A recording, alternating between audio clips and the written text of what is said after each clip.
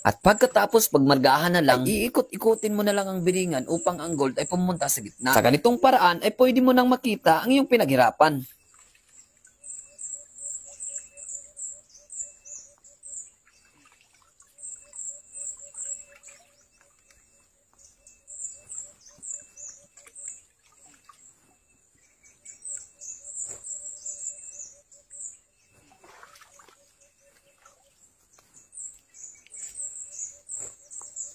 Ito na lahat ang ating nakita. Buong araw natin ng pagbimina, ito lahat ang ating nakuha.